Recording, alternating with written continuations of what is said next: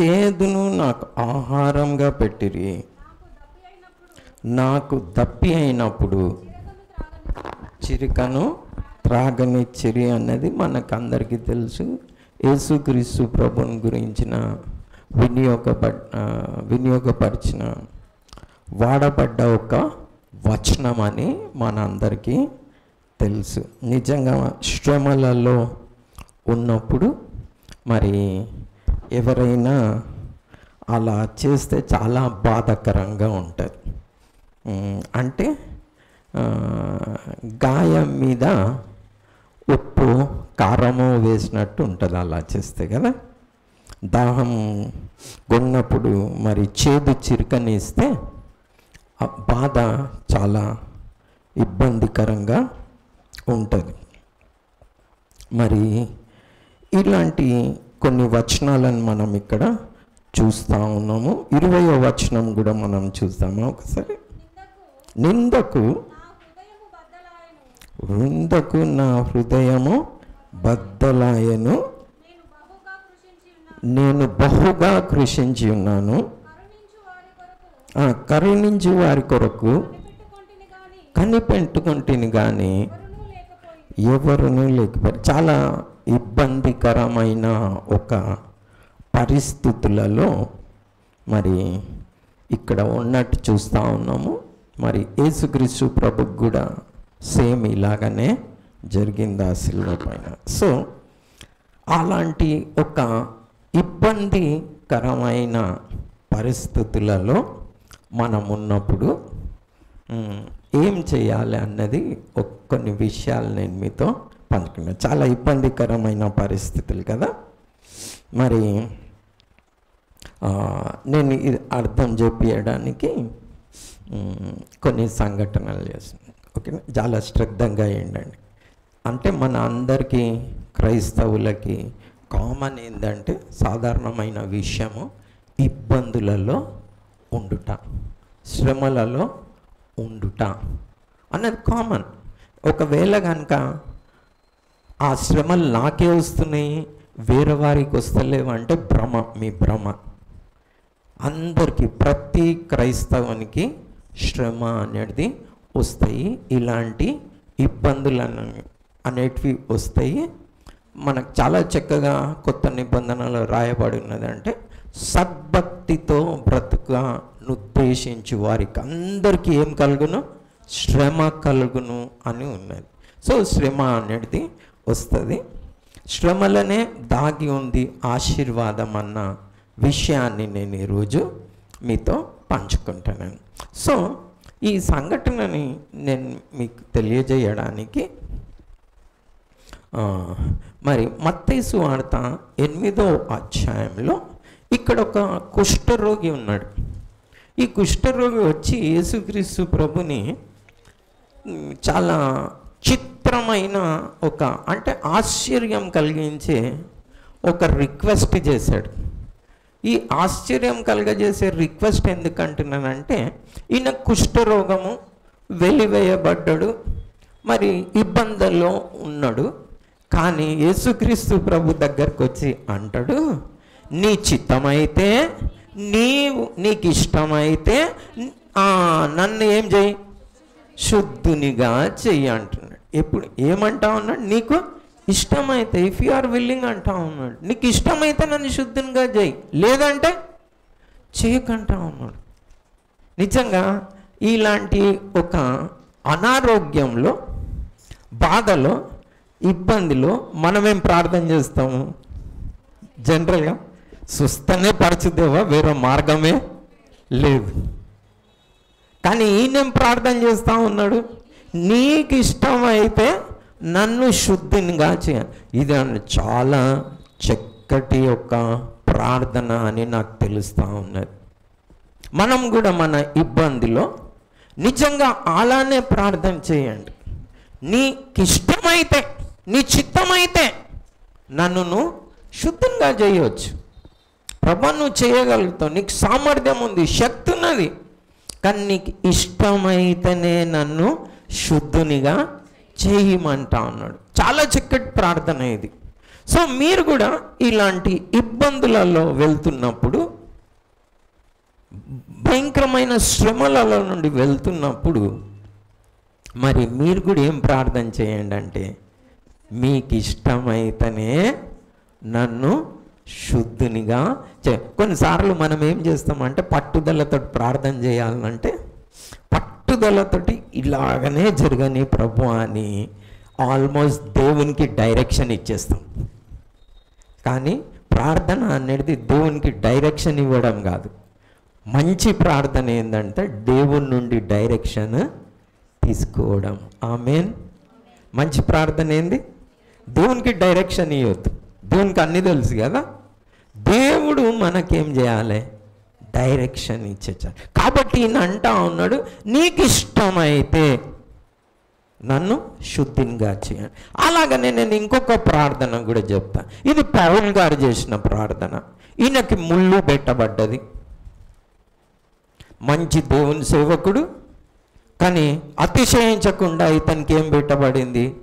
ముళ్ళు పెట్టబడ్డది. చాలా భయంకరం. అంటే బహుశా ఆ ముళ్ళు కంటి జబ్బు ఉండొచ్చు.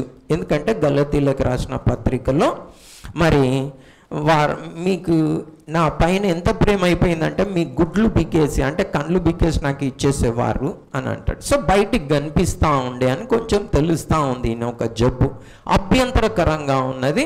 మరి పౌలు గారు ఏం చేశారు? ముమ్మారు అడిగాడు. ఏమని? ఈ ముళ్ళు తీసివేయమని అడిగాడు. కానీ ఈ కుష్ఠరోగి కంటే కొంచెం పట్టుదలగా ప్రార్థన చేసినట్టున్నాడు పౌలు గారు. ఏమని? ప్రభువా ఈ ముళ్ళుని తీసేయి అన్నాడు. ఈ కుష్ఠరోగి ఎలా ప్రార్థన చేశాడు? నీకు ఇష్టమైతే తీసివేయమన్నాడు. పౌలు ఎలా ప్రార్థన చేశాడు? ఈ ముళ్ళును తీసివేయమని ప్రార్థన చేశాడు. మరి ఈయన ఎన్ని అద్భుతాలు చేశాడో మీ అందరికీ తెలుసు. అలాంటి అద్భుతాలు చేసిన వ్యక్తికి ఈయన ప్రార్థన చేస్తూ ఉన్నాడు. ఏమని? ప్రభువా ఈ ముళ్ళుని తీసివేయమని ప్రార్థన చేస్తే ఏమైంది? ప్రభు అన్నాడు, నో, నా కృప నీకు చాలు. ఇది నేను చెప్పే వాక్య భాగం 2 కొరింథీ 12వ అధ్యాయంలో ఉంటుంది. అది మన అందరికీ తెలిసింది కాబట్టి మనం సో నా కృప నీకు చాలును అన్నాడు. ఈయనకు తీసేసిండు ఆ ముళ్ళు? తీయలే. ఈయన మంచి భక్తుడు కాదా? చాలా మంచి భక్తుడు, చక్కగా సేవ చేస్తూ ఉన్నాడు. మరి ఈయనకు ముళ్ళు తీసేయమంటే ఎందుకు తీసేయాలి అనేది మనం ఆలోచించాలి. మీరు కూడా ఏమైనా ప్రాబ్లమ్స్ అలా ఉంటే ప్రభువా తీసేయని ప్రార్థన చేస్తుండ్రేమో. ప్రార్థనకు ఆ జవాబుకి ప్రభు అంటా ఉండొచ్చు, నా కృప నీకు చాలును అంటా ఉండొచ్చు. కృప చాలు అంటాను. ఆ ఒళ్ళు మంచిది.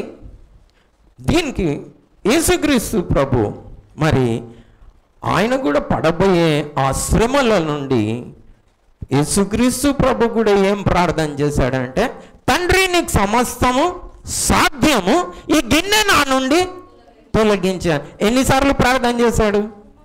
ముమ్మారు ప్రార్థన చేశాడు. ఏమైంది? తండ్రి ఆ గిన్నెను తొలగించేసిండా? యేసుక్రీస్తు ప్రభు మరి ఏమైనా తప్పిదం చేసిండా? ఎందుకు తొలగించలే? తర్వాత ఏమని చేశాడు? తండ్రి నీ చిత్తమైతే ఈ గిన్నెని తొలగించు, లేనట్టయితే నీ చిత్తమే జరుగును. ఎంత బెటర్ ప్రేయర్ కదా. అంటే పౌలు కానీ యేసుక్రీస్తు ప్రభు కానీ దేవునికి ఇష్టలైన వారు, దేవుని చిత్తంని నెరవేర్చిన వారు. కానీ వారి యొక్క ఇబ్బందులలో, శ్రమలలో వారు ప్రార్థించినప్పుడు మరి దేవుడు చెప్పిన మాట ఏంటంటే, నో, నా కృప నీకు చాలును. ఈ గిన్నె నేనే తాగాలంటే ప్రభువా నీ చిత్తమే జరుగును. అలాంటి కొన్ని పాత్రలు ఉంటాయి. ఖచ్చితంగా ఏం చేయాలి మనము? చెప్పండి. త్రాగాలి. ఎవరు తాగాలి? మనమే తాగాలి. ఆ ముళ్ళు ఏంది? చాలా మంచిది, చాలా మంచిది అన్న మాటకి ఇది ఇంట్రడక్షన్ లాగా నేను ఇది చెప్పిన. కాబట్టి మీకు ఎలాంటి అయినా ముళ్ళు అలాంటిది దేవుడు పెడితే అలాంటి ఇబ్బందులలో నుండి కనుక మీరు వెళ్తూ ఉంటే ముళ్ళును తీసేయమని అడగకండి. ఇదేంటి చిత్రంగా చెప్తున్నారు అని అనవచ్చు. ఇది విన్న తర్వాత ఆ ప్రశ్నకి జవాబు జరిగిపోతుంది. ఈరోజు మనం గత 2 వారాల నుంచి సంఘం ఎలా కట్టబడ్డది, టెంపుల్ ఎక్కడ కట్టబడ్డది అన్న ధ్యానిస్తూ ఉన్నాం. లాస్ట్ టైం త్యాగం చేస్తున్న వారికి ఆశీర్వాదం అని చెప్పాం. నేను ఆశీర్వాదాన్ని గురించి చెప్తాను, ఓకేనా? చెప్పకముందు ఈ యొక్క ఇంట్రడక్షన్ని ఇచ్చిన ఈ వాక్య భాగంలో నుండి. సో చాలా సుపరిచితమైన ఒక కీర్తన ఇది. ఇంట్రడక్షన్ ఇంతకుముందు అంతా చెప్పింది. ఓకే, మీరు ముళ్ళుని తీసివేయని అడగకండి, మంచిది కాదు, అంత మంచి ప్రార్థన కాదు అన్నదానికి మనం ఇప్పుడు చాలా సుపరిచితమైన కీర్తన 23వ కీర్తన అందరికీ కంఠస్థం వస్తుంది కదా.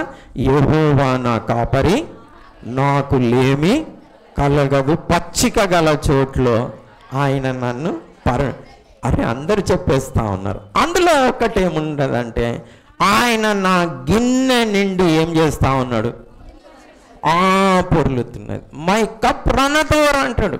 నా గిన్నె నిండి ఏమవుతున్నది, పొర్లుతా ఉన్నది. అంటే సమృద్ధి అయిన ఆశీర్వాదము అని చెప్తా ఉన్నాడు. నా గిన్నె నిండి పొర్లుతా ఉన్నదంటే దాని మాటకు అర్థమైంది సమృద్ధి అయిన ఆశీర్వాదం. యెహోవా నా కాపరి, దానికి సందేహం ఏం లేదు. యెహోవా మీ కాపరి కూడా పర్సనల్. మీ గిన్నె తప్పనిసరిగా నిండి ఏమవుతుంది, పొర్లుతుంది. కానీ ఎప్పుడు పొర్లుతుంది అంటే ఎప్పుడైతే మీరు ఆ ముళ్ళును తీసేయమని అడగొద్దు. నీ ఇష్టమైతే, నీ చిత్తమైతే అలా జరిగించుదేవా, లేదైతే నీ చిత్తమే జరుగుగాక అని ప్రార్థించినప్పుడు ఖచ్చితంగా యెహోవా నీ కాపరి, నా కాపరి, మీ గిన్నె నిండి పొర్లుతుంది. పచ్చిక గల చోట్ల ఆయన మనల్ని నడిపిస్తాడు, శాంతికరమైన జలంలో ఆయన మనల్ని పరుండజేస్తాడు కంపల్సరీ. సో ఇక్కడ ఈ నా గిన్నె నిండి పొర్లుతుంది అని చెప్పాడు కదా. ఆ మాటకి హెబ్రూలో ఒక పదం వినియోగించబడ్డది. దానికి తర్జుమా ఇట్లా చేశారు. ఆ పదం ఏంటంటే రెవయ్య. ఏం పదం? రెవయ్య. నేను హెబ్రూ స్కాలర్ని కాదు, కానీ అప్పుడప్పుడు అట్లా కొన్ని వస్తూ ఉంటాయి, ఓకేనా? ఏం పదం వినియోగించబడ్డది? రెవయ్య అన్న పదం వినియోగించబడ్డది. అంటే దాని అర్థమైంది సమృద్ధి అయిన ఆశీర్వాదము. ఈ పదము బైబిల్ గ్రంథంలో 2 సార్లు వినియోగించబడ్డది. ఒకటి 23వ కీర్తనలో, ఇంకొకటి 66వ కీర్తనలో. ఎక్కడ వినియోగించబడ్డది? 23వ కీర్తనలో, 66వ కీర్తనలో. ఇప్పుడు మనం ముగించి వచ్చేసినాం మనం, ఓకేనా? కాబట్టి ఈ కీర్తనలో నుండి కొన్ని వచనాలని మనం ఈ రెవయ్య అన్న పదానికి దేవుడు ఎలా నడిపిస్తాడు అంటే సమృద్ధి గల చోటుకి, అది సంపూర్ణమైన ఆశీర్వాదానికి ఎలా నడిపిస్తాడు అన్నది. ఇక్కడ అదే పదము అయినను నీవు మమ్మల్ని సమృద్ధి గల ప్రదేశానికి రప్పించితివి అన్నది. అక్కడ రెవయ్య అన్నదేమో నా గిన్నె నిండి పొర్లుతుంది, సేమ్ వర్డ్. ఇక్కడ 66వ కీర్తనలో కూడా రెవయ్య అన్నది సేమ్ వర్డ్. దానికి ఏమని తర్జుమా చేసిండ్రు? ఆయనను నీవు మమ్మల్ని సమృద్ధి అయిన చోటికి రప్పించదు. ఏమైనా కన్ఫ్యూషన్ ఉంటే ఇంకొకసారి మీరు ఏం చేయండి అంటే ఈ మెసేజ్ని బబ్బులు ఎట్లయినా రికార్డ్ చేస్తున్నాడు కాబట్టి మీరు వినండి, ఓకేనా? మనకు సమయం లేదు కాబట్టి నేను మరి ముగించే 66వ కీర్తనలో మరి ఎట్లా దేవుడు ఆ సమృద్ధి గల చోటుకి మనల్ని నడిపిస్తాడన్న విషయాన్ని మనము మరి నేర్చుకుందాం, ఓకేనా? అప్పుడు మనం ఏం చేయమంటే మనకు తెలుస్తాం, ఓకేనా? 66 అచ్చా అల్లే ఓకేనా, మనం ఆ మాట చదవాలి ఓకేనా. అయ్యో ప్లీజ్, అంటే నేను ఎక్కడి నుంచి స్టార్ట్ చేద్దామని నేను వెతుకుతా ఉన్నా, మీరు ఆ వచనం చదివారు ఓకేనా. మనం 8వ వచనం నుండి 8 నుండి 12 వరకు జాగ్రత్తగా చేద్దాం. ఇప్పుడు మనం ఏం నేర్చుకున్నాము? మీకు ఏదైనా ముళ్ళుంటే దాన్ని ఏం చేయాలి? తీసేయమని అడగొద్దు. భయంకరమైన ముండ్లు ఉంటాయి, నేను ఆ ముండ్లని నేను వర్ణించలేను. భయంకరమైన గయ్యాలి భార్య ఉండొచ్చు, మీకు భయంకరమైన భర్త ఉండొచ్చు, మాట వినని పిల్లలు ఉండొచ్చు, భయంకరమైన వ్యాధి ఉండొచ్చు, ఏవైనా ఇబ్బందులు ఉండొచ్చు, సంఘంలో ఉండొచ్చు, సమాజంలో ఉండొచ్చు, నువ్వు పనిచేసే చోట్ల ఉండొచ్చు, ఎలాంటి ఇబ్బందులైనా ఉండొచ్చు. అవి భయంకరమైన ముళ్ళు. సాధారణంగా వాటిని గురించి నేను మాట్లాడట్లేదు. ఏదైతే మనల్ని దివారాత్రములు వేధిస్తూ ఉంటాయో, బాధ పెడతా ఉంటాయో, అలాంటి ముళ్ళ గురించి మాట్లాడుతూ ఉన్నాను నేను. అలాంటి పరిస్థితులలో కూడా అలాగా మనం చదివిన కీర్తనలో మనం మీకు దాహం కొన్నప్పుడు మనుషులు చేదు చిరుకనిచ్చినప్పటికీ కూడా మీరు దాన్ని ఏం చేయమంటా ఉన్నా? సహించండి, అదే మీకు మేలు. అప్పుడే మీరు ఈ సమృద్ధి గల ప్రదేశానికి వస్తారు అన్న మార్గం, ఆ మెథడ్ ఏదైతే ఉన్నదో దేవుడు తీసుకొచ్చేది, ఆ మెథడ్ని, ఆ పద్ధతిని నేను మీతో ఈ వాక్య భాగం ద్వారా చెప్పాలనుకుంటున్నాను. మనం ఇప్పుడు 8వ వచనం నుండి, అంటే 66వ కీర్తన 8వ వచనం నుండి 12 వరకు ఒకరు చక్కగా స్పష్టంగా చదువుతూ ఉంటే మిగిలిన వారందరూ చక్కగా చూడండి, దీన్ని అర్థం చేసుకోండి. మనం అందరం కూడా ఆశీర్వదింపబడాలంటే ఒక మార్గం ఉన్నది, ఆ మార్గంలో నుండి మనం ఏం చేయాలి? వెళ్ళాలి. అది ఎలా వస్తుంది? ఆ రవయ అన్న ఆశీర్వాదం మన గిన్నె నిండి ఎలా పొర్లుతుంది, ఆ సమృద్ధి గల దేశానికి మనము ఎలా వస్తామన్నది ఇక్కడ ఈ 8 నుండి 12 వరకు 4 వచనాలలో మనం చూస్తాం, 5 వచనాలలో. ఓకే, ఒకరు స్పష్టంగా చదవండి, మిగిలిన వారందరూ ధ్యానించండి దాన్ని చదువు. జనములారా మీరు మా దేవుని సన్నుతించుడి, ఆయన కీర్తి వినిపించుడి, జీవప్రాప్తులుగా మమ్మల్ని కలగజేయవాడు ఆయనే, ఆయన మా పాదములను ఏం చేయడండి? ఇది చాలా గట్టిగా చెప్తా ఉన్నాడు, జనులకు చెప్తా ఉన్నాడు, అతని ఒక సాక్ష్యాన్ని చెప్తా ఉన్నాడు. మా దేవుణ్ణి మీరు స్తుతించండి, ఆయన మమ్మల్ని జీవప్రాప్తులుగా చేస్తుండు, ఆయన మా పాదములను ఏం చేయడు? కదలనీయడు. దేవా నీవు మమ్మల్ని పరిశీలించి ఉన్నావు, ఆ వెండిని నిర్మలం చేయు రీతిగా మమ్మల్ని ఏం చేసినావు? నిర్మలంగా చేసినావు. ఎక్కడుంచిండండి? నీవు బందీ గృహంలో నీవు మమ్మల్ని ఉంచితివి, మా నడుముల మీద ఏం చేసినావు నువ్వు? మమ్మల్ని ఎక్కడ పెట్టినావు? బందీ గృహంలో మమ్మల్ని పెట్టినావు. గొప్ప భారము మా నడుముల మీద పెట్టినావు. నరులు మా నెత్తి మీద ఎక్కినట్లు చేసేటివి, మేము నిప్పులలోను నీళ్ళలోను పడితిమి, ఆయనను అక్కడ ఇంపార్టెంట్, ఆయనను నీవు మమ్మల్ని ఎక్కడ నడిపించినావు? సమృద్ధి గల చోటుకి నడిపించి. బందీ గృహంలో పెట్టిండంట, వాళ్ళని నడుముల మీద భారం పెట్టిండంట. మనుషులను ఏం చేసిండంట? తల మీద ఎక్కేటట్టు చేసిండంట. అంటే తల మీద ఎక్కి డ్యాన్స్ చేసిండ్రు అన్నమాట వాళ్ళు, మనం ఇబ్బందిలో ఉన్నప్పుడు. ఆయనను ఎక్కడికి రప్పించినాను? సమృద్ధి గల దేశానికి రప్పించిన. సో ఆ రవయ్య అన్న ఆ ఆశీర్వాదం, ఆ పదం మన జీవితంలో ఆ సమృద్ధి గల దేశానికి మనం రావాలంటే దాని మార్గం ఇది. త్రోవ ఏంటంటే దేవుడు నిన్ను బందీ గృహంలో పెట్టేటట్టు చేస్తాడు. గొప్ప భారం మళ్ళీ మీ నడుముల మీద పెట్టేటట్టు చేస్తాడు. మనుషులని మీ తల మీద ఎక్కించేటట్టు చేస్తాడు. అయినా కానీ దాని అంతం ఒకటే, ఏంది? సమృద్ధి. ఆమేన్. అయినా దాని అంతం ఎక్కడ తీసుకుపోతాడు? సమృద్ధి గల ప్రదేశానికే తీసుకొస్తాడు.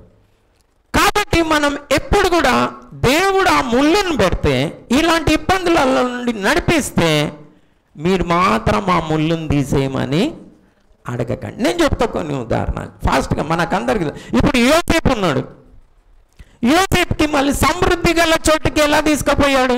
ఇబ్బందులు ఏం రాలేదా? సొంత అన్నలు ఈయనను తీసుకుపోయి ఏం చేస్తారు? ఈయన మీద కుళ్ళుబట్టి ఈయనను తీసుకుపోయి గోతులో వేశారు. వేసారా లేదా? ఎవరు వేశారు? అన్నలే వేశారు. ఎవరు అవమానించారు? తల్లులు కూడా ఉన్నారు. ఏం రా, మేము కూడా సూర్య చంద్రులు కూడా నా మొక్కినాయి అంటే ఏమంటారు? మేము కూడా నీకు నమస్కారం చేస్తామా? యూస్లెస్ ఫెలో అని ఉండొచ్చు. అంతే కదా? మనుషులను ఎక్కేటట్టు చేశాడా? ఎస్, ఎక్కేటట్టు చేశాడు. ఇంత నీతిగా ఉండి బానిసగా పనిచేస్తూ ఉంటే పోతీఫర్ భార్య ఆమె పాపం చేయాలని ఇష్టపడి ఈయన మీద నింద వేసి ఎక్కడ వేస్తుంది? చెరసాలలో వేస్తుంది. మనుషులను నెత్తి మీదకి ఎక్కేటట్టు చేశాడా? ఇస్తారో చెప్పండి. వీరు సొంత వాళ్ళే మంట పెట్టారా ఈయనకి? ఈయనదేమైనా దోషం ఉందా? ఆయన దోషం ఏమున్న? తండ్రి రంగురంగుల అంగి కట్టిస్తే కదా. కానీ ఈయన దోషం ఏమైనా ఉందా? ఏం లేదు. అలా మీ భార్య కానీ భర్త కానీ తల్లిదండ్రులు కానీ ఎవరైనా కానీ మిమ్మల్ని హింసించిన, ఇప్పుడు ప్రభు ఈ మార్గం నాకు వద్దు అన్నారు అనుకోండి, ఎక్కడికి పోను? సమృద్ధి గల చోటికి పో. బందీ గృహంలో వస్తాడంట. ఎక్కడ వస్తాడు? బందీ గృహంలో. అందులో పోయి ఇరికిపోతావు. అందులో నుంచి బయటికి రాలేవు, కొట్టుకుంటుంటావు. అయినా కానీ ఏం పర్వాలే, నిన్ను తీసుకుపోయేది సమృద్ధి గల చోటుకే. కాబట్టి అలాగనే డేవిడ్ని చూడండి. దావీదు ఈయన ఏం చేశాడు? గోలియాత్ని చంపాడు. అందరు ఇబ్బందులు ఉంటే. కానీ ఈయనకి ఏమొచ్చింది? మేలు జరిగే బదులు కీడు జరిగింది. ఎవరు చేస్తూ ఉన్నారు? సొంత ప్రజలే చేస్తూ ఉన్నారు. ఎవరు చేస్తూ ఉన్నారు? ఆ సొంత ప్రజలే. ఏ రాజుకైతే విజయం తెచ్చిపెట్టాడో అదే రాజుకుల్లో వచ్చింది. మళ్ళీ ఆయననే దావీదుని చంపాలనుకున్నాడు. మరి దావీదు పారిపోవలసి వచ్చింది కదా. మేలు చేస్తూ ఉన్నా సౌలుకి, సౌలు మాత్రం ఏం చేస్తూ ఉన్నాడు? కీడు చేస్తూ ఉన్నాడు. ఇశ్రాయేలీలకు మేలు చేస్తూ ఉన్నా వారు మరి దావీదుకి ఏం చేస్తూ ఉన్నారు? కీడు చేస్తూ ఉన్నాడు. ఎక్కి ఆడిండా లేదా సౌలు దావీదు మీద? ఆడిండు. బందీ గృహంలో పెట్టిండు. మొత్తం ఇశ్రాయేలీలకి రాజుగానికి 14 సంవత్సరాలు అయింది. 14 లాంగ్ ఇయర్స్. అప్పుడు సమృద్ధి గల చోటుకు వచ్చాడు. ఇంత ట్రైనింగ్ దేవుడు ఇస్తాడు ఆ చోటుకు నడిపించడం. ఎందుకంటే ఎలా హ్యాండిల్ చేయాలో మనకు తెలియదు. యోసేపుకి 13 సంవత్సరాలు అయింది. 17వ ఏట అతని సహోదరులు అతన్ని అమ్మేస్తారు. 30వ ఏట మరి ఐగుప్తుకి ప్రధాని అవుతుంది. 13 సంవత్సరాలు. అబ్రహాంకి సంతానం ఇస్తా అని చెప్పాడు. ఆయనకి ఇబ్బందులు రాలేదా? వచ్చినాయి. రాజులు మరి శరాన్ని ఎత్తుకొని పోలేదా? పోయినరు. లోతు మళ్ళీ ఈయనకు అన్యాయం చేయలేదా? ఎండిన భూమి ఇచ్చాడు. ఈయననేమో సొదొమ గొరవ మంచి తీసుకున్నాడు. 25 సంవత్సరాలు అయింది. అయిందా లేదా? ఆయన అంత పీస్ఫుల్గా ఉన్నాడా? సమాధానంగా ఉండేనా? ఈయన తవ్విన బావులను ఏం చేసుకున్నారు? వేరేలు తీసుకున్నారు. కానీ అయినా ఇక ఈ ముళ్ళు వద్దనుకొని లోతు ఏం చేసిండు, సొదొమ గొమొర అని అనుకున్నాడు. అప్పుడు ఏం చేసిండు, పచ్చని ఏదైనా తోటలాగా కనిపించిందంట ఆయనకి. కానీ ఆయన బ్రతికేమైంది, ఎండిన భూమి తీసుకున్న అబ్రహాం బ్రతికేమైంది, దీవించాడా లేదా? ఇలా నేను ఎన్నో ఉదాహరణలు చెప్పగల బైబిల్లో నుంచి. సో మీరు అలా మనుషులు మీ తల మీదకి ఎక్కి ఆడినా, మీ నడుముల పైన గొప్ప భారం ఉన్నా, మీరు మాత్రం ఏం చేయండి, దేవా నాకు కృప దయచేయండి. ఏం అడగాలి, కృప దయచేయండి. మీ చిత్తం అయితే అడగండి, మీ చిత్తం అయితే దీన్ని తీయండి, అయినా మీ చిత్తమే జరిగింది, నా ఇష్టం కాదు, మీ చిత్తం. సో ఈ రవయ్య అన్న పద ఆశీర్వాదం ఏదైతే ఉన్నదో ఆ ఆశీర్వాదం మనకు కావాలంటే దాని మార్గము ఇది. సో నేను సగం పార్ట్ మీతో చెప్పిన, ఇక్కడ ఆపేస్తా. అర్థమైందని అనుకుంటున్నా. ప్రభు పేరిట మీకు వందనాలు.